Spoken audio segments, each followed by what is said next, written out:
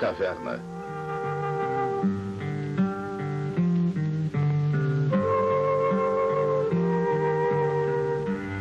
Na antiga Grécia, podia-se encontrar o filósofo Sócrates no mercado de Atenas, absorto em suas discussões. Estas conversas entraram para a história, registradas por Platão, seu mais eminente discípulo. A parábola da caverna aparece no livro 7º da República de Platão. Ela ilustra a fuga da humanidade do mundo da ilusão e sua entrada no mundo da realidade. Esta história estimula nossas reflexões e nos ajuda a distinguir o falso do real.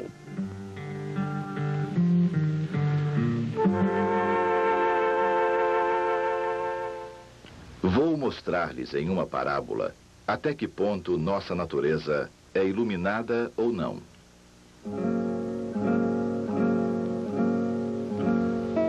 Imaginem algumas pessoas vivendo numa caverna subterrânea com uma entrada que ocupa toda a sua largura. Elas vivem aí desde a sua infância. Seus pescoços e pernas estão presos a cadeias, de forma que não podem mover-se e só podem olhar para frente, já que as correntes as impedem de virar as cabeças. Atrás e acima dos prisioneiros, uma fogueira arde à distância. E eles só podem ver suas próprias sombras projetadas pelo fogo na parede à sua frente. Pois como poderiam ver alguma coisa a mais se suas cabeças estavam imobilizadas?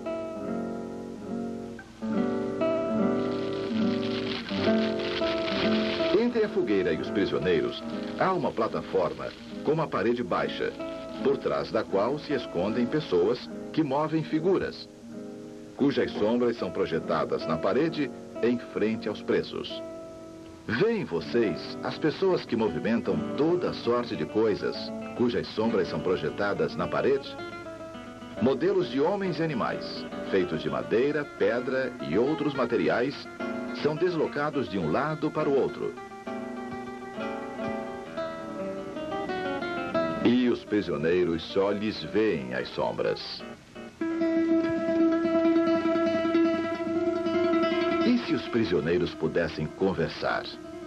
Não poderiam afirmar que as coisas que viam estavam realmente ali?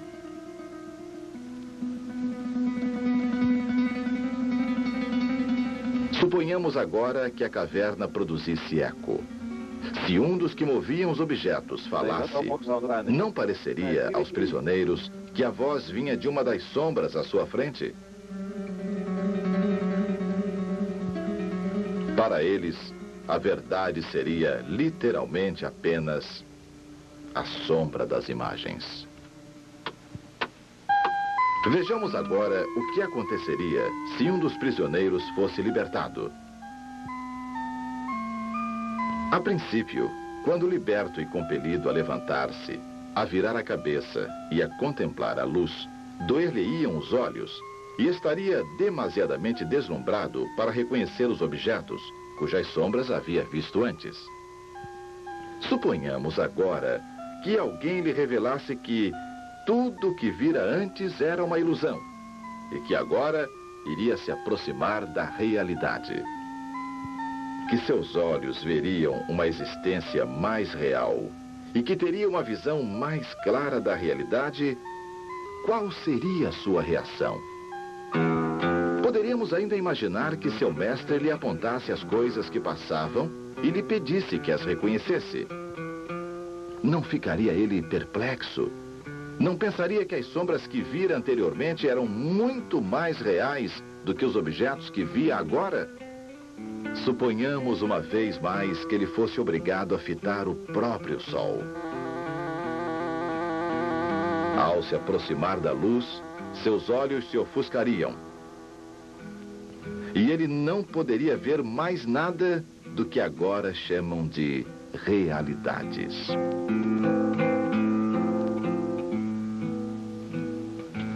Teria que se acostumar à visão do mundo exterior.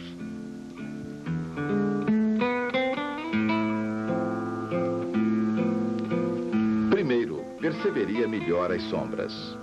Depois, o reflexo de pessoas e objetos na água. E, finalmente, os próprios objetos. Então, poderia fixar os olhos na luz da lua, das estrelas e do firmamento resplandecente. E enxergaria o céu e as estrelas à noite, melhor do que o sol à luz do dia. Finalmente, ele veria o próprio sol. E não apenas o seu reflexo na água.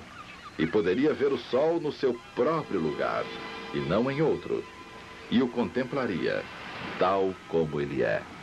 Conseguiria então perceber que é o sol que nos traz as estações e os anos, e que ele é o guardião do mundo visível, e que, de certa forma, o sol é a origem de todas as coisas, que ele e seus companheiros haviam sido acostumados a ver? É claro que primeiramente veria o sol, e só depois raciocinaria sobre ele. E ao se recordar da caverna onde vivera e do que era a sabedoria para ele e para seus companheiros, não é de se supor que se rejubilasse por seu progresso e se compadecesse de seus amigos? E se eles tivessem o hábito de premiar os que se destacavam pela rapidez em perceber as sombras? Qual já havia passado? Qual viria a seguir? E quais passariam juntas? E se procurassem determinar quem, dentre eles, seria o mais capaz de tirar conclusões acerca do futuro?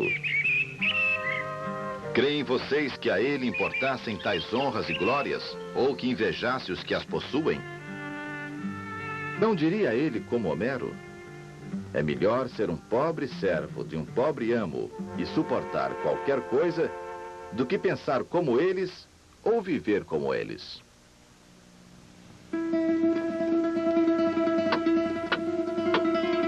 Imaginemos que alguém como ele fosse afastado de junto do sol e posto de volta em sua antiga situação.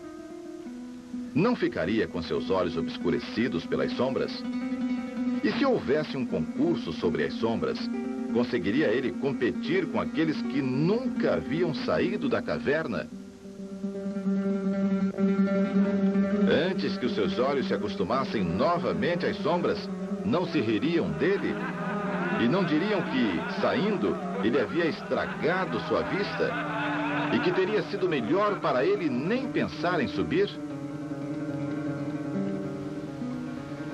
E se alguém pretendesse libertar outro prisioneiro e levá-lo à luz, não prenderiam o ofensor e o castigariam com a morte?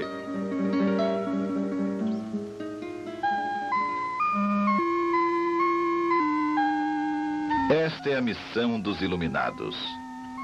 Não só buscar o conhecimento e o bem, mas também estar disposto a descer até os prisioneiros e compartilhar de suas dificuldades e de suas honras, quer valham a pena ou não.